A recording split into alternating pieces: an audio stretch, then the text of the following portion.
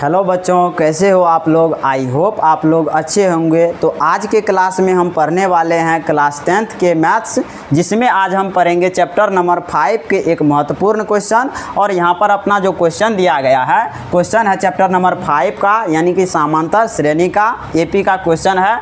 और क्वेश्चन अपना दिया गया है कि एपी ए बराबर 10 एवं डी बराबर 10 के प्रथम 4 पद लिखिए। यानी कि हमको ए का मान दिया गया है और डी का भी मान दिया गया है, और हमको निकालना है प्रथम 4 पद, इसका ज्ञात करना है। यानी कि प्रथम 4 पद जो इसका एपी का हमको ज्ञात करना है, जिसमें पहला पद हमको पता है ए को ही प्रथम पद या प्रथम पद कहा जाता है। तो जब इसका हमको 4 पद निकालना होगा, तो यहाँ पर ए जो होता है, ए होता है अपना प्रथम पद, ये होता है प्रथम पद। और अगर हमको दूसरा, ये प्रथम पद है और हमको 4 पद निकालना है, तो 4 पद निकालने के लिए हमको ए और उसके बाद हमको डी का मान पता होना चाहिए। तो ए यानी कि ए होता है प्रथम पद। अगर हमको दूसरा पद ज्ञात करना है, दूसरा पद, तो दूसरा पद ज्ञात करने के लिए हम क्या करेंगे, ए में क्या करेंगे, डी को जोड़ देंगे तो अपना दूसरा पद निकल जाएगा। ए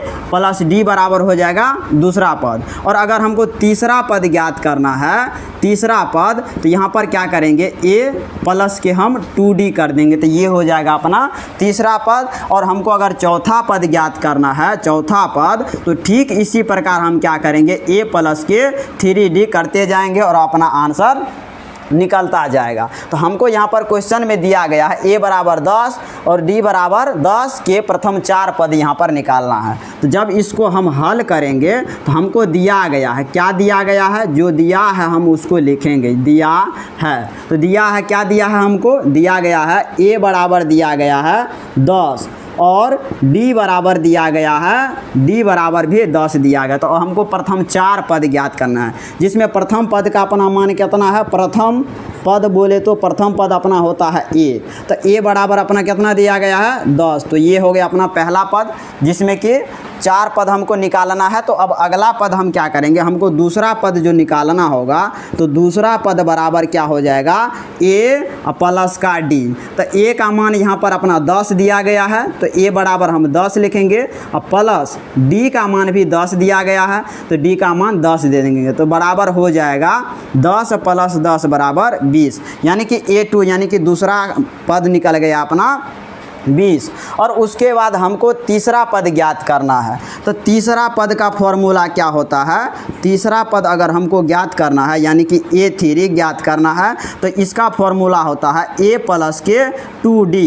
तो बराबर ए का मान अपना 10 है, तो ए के स्थान पर 10 देंगे, प्लस 2 इंटू डी का मान कितना है, तो डी का मान भी 10 है। तो बराबर ये हो जाएगा 10 प्लस के 2 इंटू 10, यानी कि ये हो जाएगा 20। तो बराबर हो जाएगा 10 प्लस में 20 बराबर 30। तो तीसरा पद यानी कि अपना A3 निकल गया 30, और उसके बाद A2 अपना निकल गया 20, और प्रथम पद अपना 10 दिया गया था, लेकिन हमको 4 पद निकालना है। तो तीसरा पद भी हम निकाल लिए हैं। तो अब हमको क्या करना है, चौथा पद ज्ञात करना है, चौथा पद। तो चौथा पद का फॉर्मूला क्या होता है, ए प्लस के 3d। तो ए का मान अपना इसमें दिया गया है 10, तो ए का स्थान पर देंगे 10 प्लस 3 इंटू डी का मान कितना दिया गया है, डी का मान दिया गया है 10, तो डी का मान दे देंगे यहाँ पर 10। अब यहाँ पर क्या होगा, यहाँ पर 10 प्लस के 3 इंटू 10 बराबर 30। तो यहाँ पर हो जाएगा 10 प्लस के 30 बराबर